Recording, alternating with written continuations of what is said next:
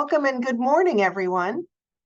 I hope everyone had a great Memorial Day holiday weekend, and thank you so much for joining us this morning.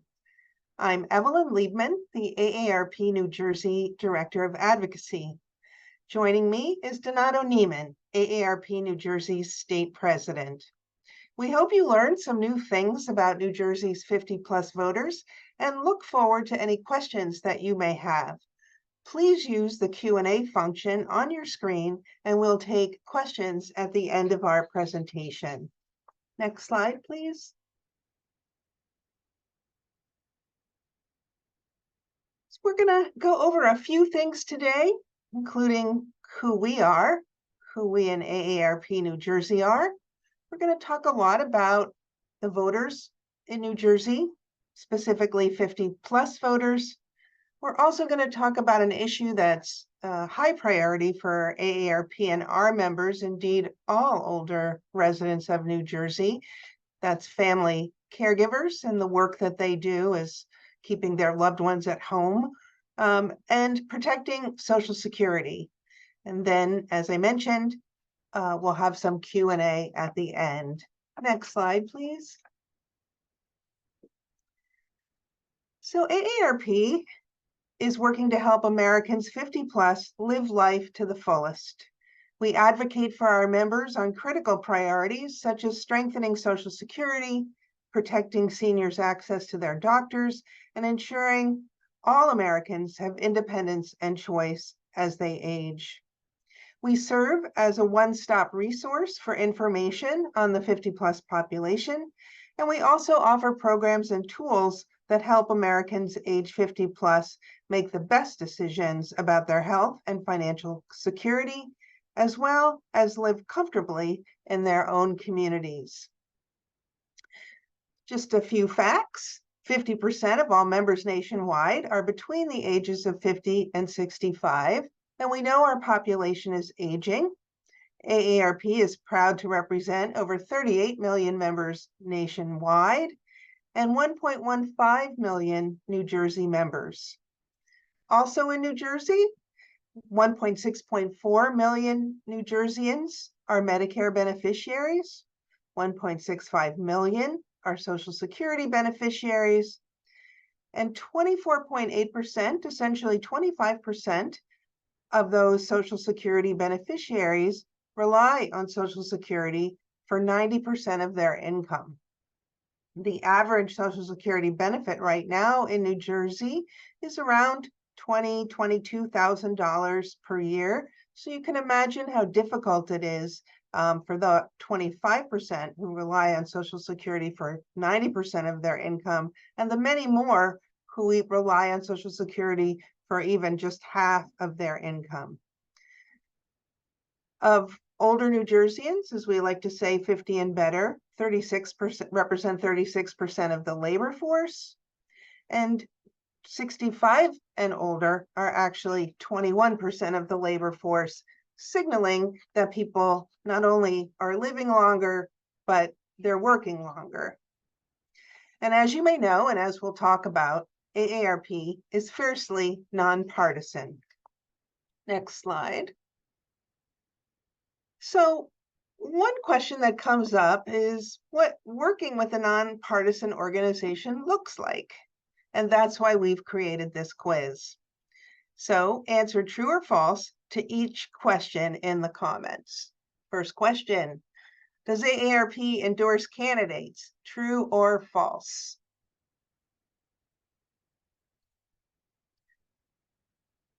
That answer is false. AARP, as a nonpartisan organization, does not endorse candidates. Does AARP contribute money to candidates? False. AARP doesn't have a PAC. We don't contribute money to candidates. Does AARP work with coalitions? This is true. We do in many aspects of our work. But again, that coalition work is nonpartisan. Can volunteers or AARP volunteers, is it true or false, I'm sorry, that volunteers must not distribute candidates' materials while wearing an AARP t-shirt? True. AARP takes great care, whether it's our staff or our volunteers, to avoid giving even the impression that AARP might or might not endorse a particular candidate. Can AARP give a gift to a legislator? This is true. However, it's important to keep in mind that any gift that AARP gives to a legislator can only be of nominal value, can't be worth more than $9.99. So we could provide a gift like a pen or a coffee mug or other similar item. Does AARP allow candidates to use its trademark? This is false. We do not, and we are careful to ensure that candidates don't even inadvertently use our trademark, whether it be in a campaign ad, TV, direct mail, things like that.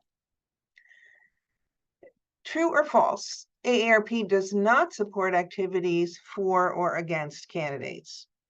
This is absolutely true. Again, we are fiercely nonpartisan.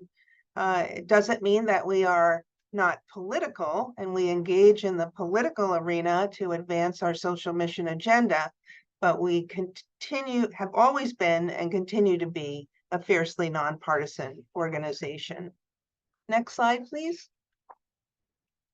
So I just wanted to talk a little bit about the economic contributions that New Jersey's 50 and older residents provide to our entire state. And we have embarked on research over the last number of years on a project that we call the longevity economy. And this is an effort to actually measure how the dollars and cents contributions, if you will, that the 50+ population create. And in New Jersey, our 50+ population creates an outsized economic impact and will drive economic growth for the next 30 years. In 2018, the 50+ population accounted for 37% of New Jersey's population, yet contributed, again, its outside contribution of 44% of the state's total GDP, or $263 billion. Their activities also supported 2.6 million jobs and generated 196 billion, that's a B as in billion, in wages and salaries.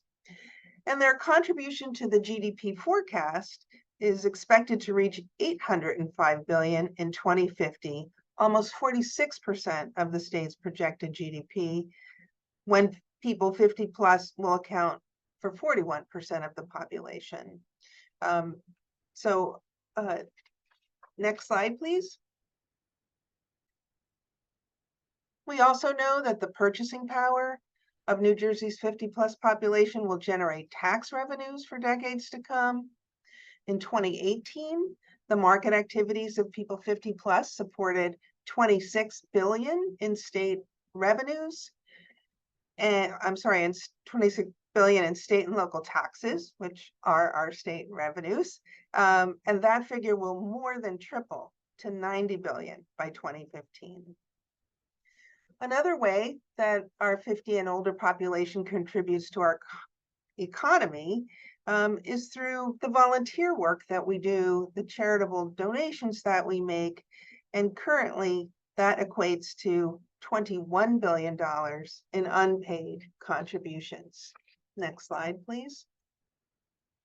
You know, as I mentioned earlier, our population is aging. It's aging here in New Jersey. It's aging all across the country, and in many countries overseas. To give you an example, in 2020, 1 in 6 people in the United States were 65 and older. In 1920, this proportion was less than 1 in 20. The US older population grew from 2010 to 2020 at the fastest rate since 1880 to 1890. And this rapid growth was largely driven by our aging baby boomers who were born between 1944 who began turning 65 in 2011. The population 95 years and over also experienced a large growth rate, 48.6%, increasing from 425,000 in 2010 to 631,000 in 2020. The life expectancy for Americans in 1950 was 68. Today, the average 10-year-old has a 50% chance of living to 104 years old. Quite an amazing statistic. Next slide. What we also know about older New Jerseyans is that older voters vote. On a national scale, data shows that 50+ voters will be deciding elections this year, including in New Jersey. In 2018 and 2022, during the midterm elections, the share of voters 50+ was approximately 4 times that of voters under 30. 85% of voters 50+ say they are extremely motivated to vote in 2024, compared to just 67% of younger voters. Not only will older voters likely continue to make up a larger share of the electorate in 2024, AARP's new poll shows that they are also much more motivated to vote. Next slide. So here you can see how New Jerseyans 50 and older decide elections in New Jersey. This is the 2022 New Jersey vote share by age, and 66% of voters were 50 and older, while only 35% of voters were under 50. And in 2022, New Jersey voters over the age of 50 totaled 1.7 million voters. Next slide, please. So this slide and the next slide are going to provide you with an actual breakdown of vote totals in 2022 by congressional district, just to kind of put a more detailed picture together of voter characteristics by age. So just starting at the top here, you can see in Congressional District 1, 65% of voters in 2022 were 50 and older, 35% were under 35. And again, those totals pretty much mirror one another as we go through each of the congressional districts. We will be putting a copy of our PowerPoint into the chat today. It might already be in there, and then we will also be posting this webinar on our YouTube channel for folks who may not have been able to join us today. Next slide, please. Again, these are congressional districts 7 through 12, mirroring, as we saw on the previous page, the percent of older voters, by older I mean 50+, in each congressional district in 2022. And we absolutely expect these patterns to hold in this year's election. Now, I'd like to turn it over to our New Jersey State President, Donato Niemann, who's going to talk a little bit about issues important to the 50+ voter, including family caregiving and Social Security. Donato, take it away. Thank you, Ev, and good morning, everyone. Congress must come together and agree to a bipartisan solution to protect Social Security. Unless Congress takes action, Social Security payments will be cut by 20% in 2034. Older voters want Congress to protect their hard-earned Social Security. If Washington doesn't take action in the next 10 years to protect and save Social Security, it could be cut by 20%, an average of $4,000 a year. AARP is urging Congress to reach a bipartisan solution to protect Social Security for generations to come. Next slide, please. Who gets Social Security? 67 million people benefit from Social Security. 1.6 million recipients of our state receive Social Security. These benefits come in the form of retirement benefits, survivor benefits, disability benefits, and others. 1.6 million recipients in our state, the only inflation-protected income most Americans will have in retirement.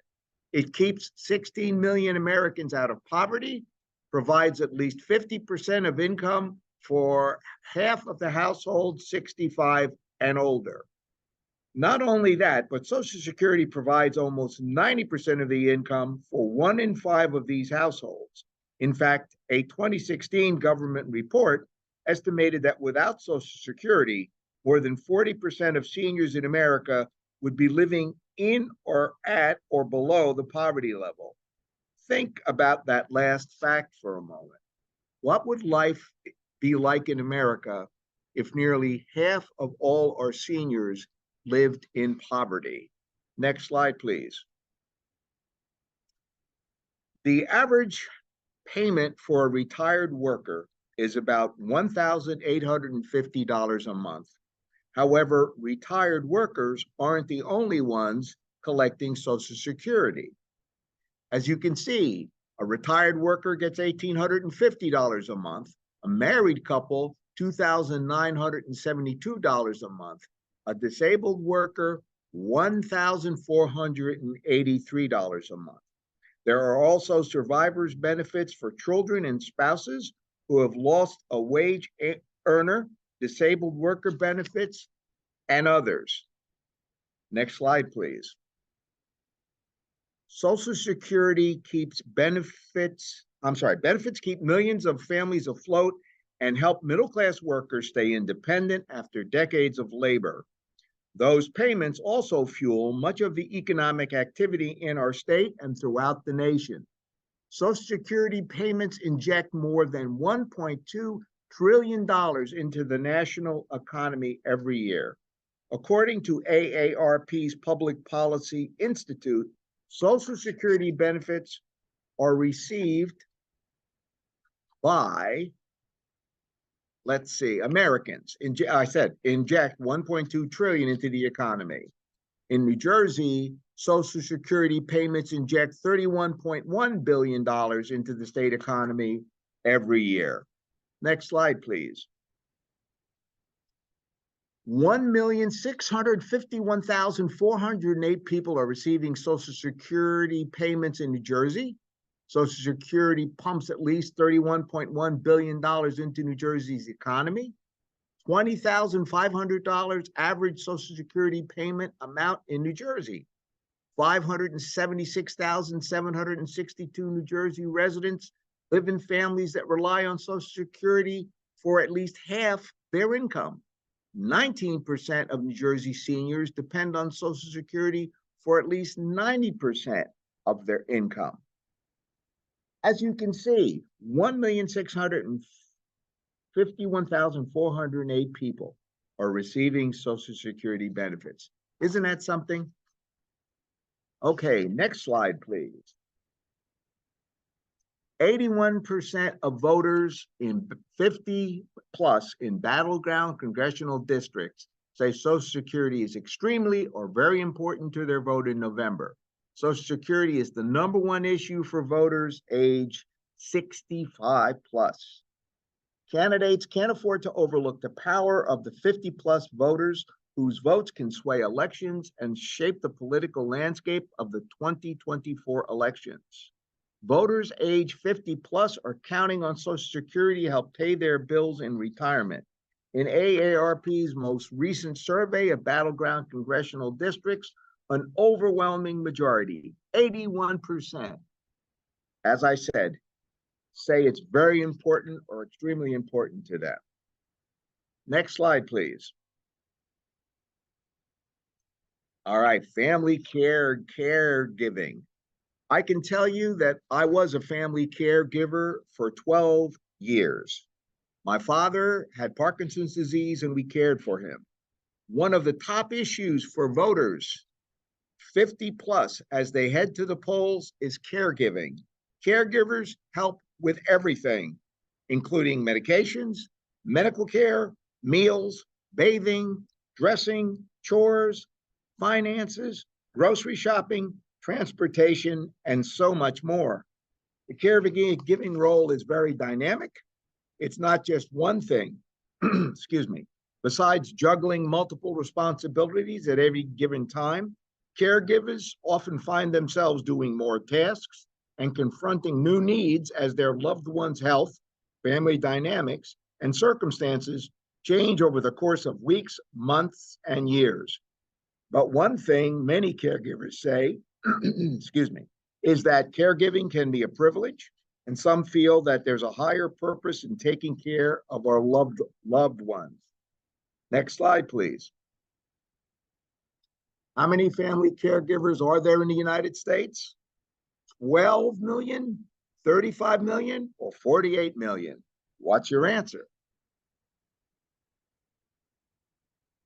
There are 48 million caregivers in the US and over 1 million just in New Jersey. That's an incredible number of people. And caregivers make up 1 in every 3 voters in the US too. And family caregivers are busy while assisting their older parents, spouses, siblings, grandparents, or other loved ones so they can live independently in their homes. Most work, usually full-time. Caregivers are the backbone of our long-term care system. They help their family and friends stay in their homes as they age, rather than being forced into costly nursing homes. Next slide, please. What is the impact of family caregiving? A, 30 million, B, 300 million, C, over 1 billion. The answer is over 1 billion. In New Jersey alone, it saves 600 billion, forgive me. In New Jersey alone, it saves $17.8 billion. Now let's think about the costs and impact of caregiving. What do you think the value of caregiving is in the United States? We said 600 billion on loving and caring for others. But imagine what the cost would be if we, as a society, had to pay for caregiving done in the United States. Raise your hand if you think it's $30 million. How about $300 million? Raise your hand if you think it's over $1 billion. What is the impact of family caregiving? $600 billion. Well, a study that by AARP showed that caregivers in the US spend about 36 billion hours of caring for others every year. If taxpayers had to pay for that care, it would cost over 600 billion. Yes, I said billion with a B. That's a lot of money. And as I said, just in New Jersey alone, it's $17.6 billion. If you're curious about how the calculation works, here are the details. Estimate about 38 million caregivers providing an average of 18 hours of care per week. That's 36 billion hours of care. Multiply that by $16.59 per hour, and you get $600 billion. Caregivers are indeed a valuable resource for their loved ones, but also for our entire society. Unpaid care at home is undervalued, but the impact of caregivers is the backbone of our long-term care system. It's also an incalculable value. They help their family and friends stay in their homes as they age, rather than being forced into costly nursing homes. And that can have a huge impact. Next slide, please. Caregivers face a lot of challenges as they care for their loved ones. Let's think about that for a minute. Raise your hand if you think caregivers face emotional stress, physical pain, and financial hardship. I can speak from personal experience. All 3 were part of my life when we cared for my father. Well, yes, caregivers have all of those challenges. Among all caregivers, 78% report emotional stress, 67% are overwhelmed by their caregiving responsibilities, and 57% are stressed financially. Caregivers also spend about $7,200 a year out of their own pockets on care-related costs. Among all caregivers, 42% report that they had to leave the workforce or reduce hours at work due to caregiving responsibilities. And this number is higher for women. Among female caregivers, 50% report that they have had to reduce their work hours or stop working. Obviously, this impacts their ability to save for retirement. If you're not working, you don't have access to employers' retirement plans. You also probably aren't earning as much of your own money to invest in an IRA or savings account. Social Security is the safety net for older adults, but it's based on your work record. If you need to stop working because of your caregiving responsibilities, you also stop paying into the Social Security system. By being someone else's safety net, sadly, you lose access to your own safety net. Next slide, please. What challenges do caregivers face? All of these. 1 in 5 voters, more than 45 million, are family caregivers. Over 1 million family caregivers are in New Jersey. 3/4 of the voters are either current or past or future family caregivers. Family caregivers are older than voters overall. 64% are 50 plus, and disproportionately 50 plus are women, but otherwise similarly demographically to the total electorate. Next slide, please.